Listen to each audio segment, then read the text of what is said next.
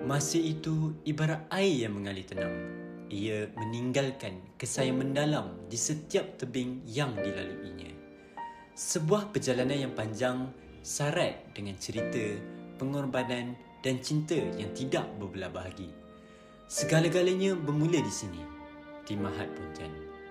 Tahun 1996 menjadi titik mula satu perjalanan yang panjang.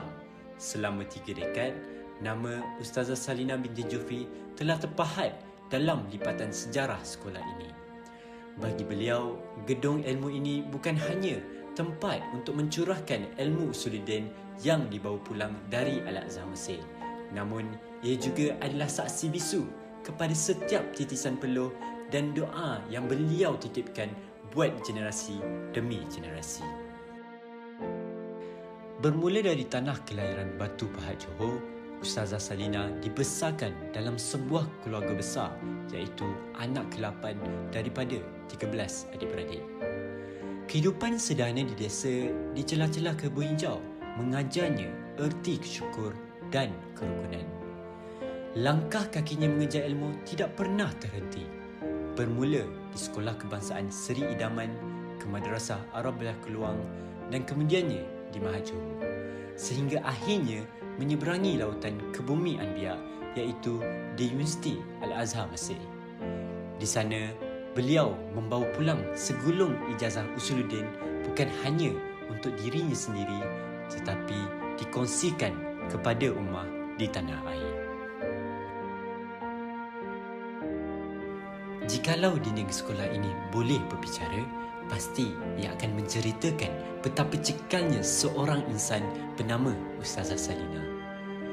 Jika hendak dijadikan cerita, beliau pernah membonceng motosikal sahabat sertanya Teacher Ruzia ketika mereda hujan dan panas dari kampung Seri Bunian demi melakukan tugas.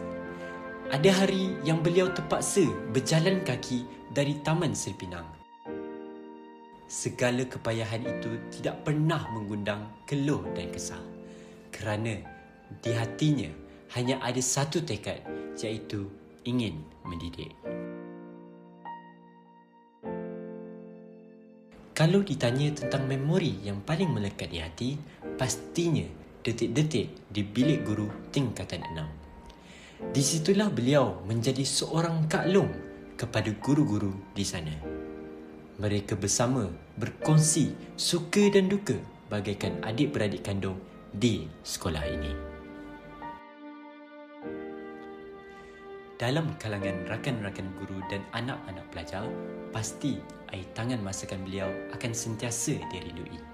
Sebagai seorang kakak yang gemar menjamu dan tidak pernah berkira dalam berkongsi rezeki, pasti beliau sentiasa meraihkan keinginan adik-beradik serta anak-anak dengan penuh kasih sayang.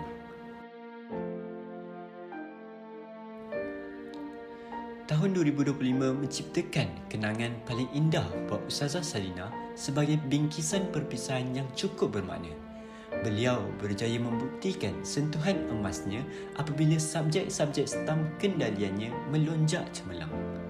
Antara subjek yang dikendalinya ialah subjek Al-Insya' wa Mutalaah yang mencatatkan GPMP kenaikan sebanyak 2.64, manakala subjek Nahwu Sorof dengan kenaikan 2.07, malah subjek Arud wal Qafiyah mencatatkan keputusan yang luar biasa, iaitu dengan GPMP 1.64. Kebanggaan terbesar seorang guru adalah melihat anak didiknya berjaya.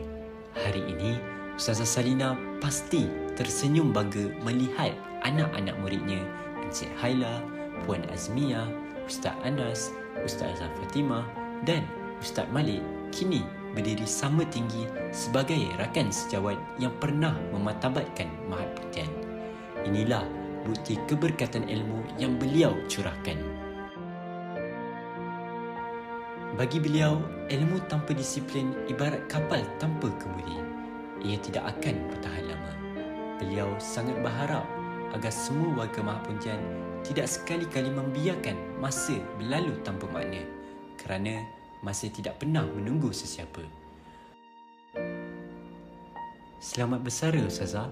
30 tahun yang berlalu mungkin telah berakhir sebagai satu kerjaya, namun kasih dan jasa Ustazah akan kekal abadi di dalam doa kami.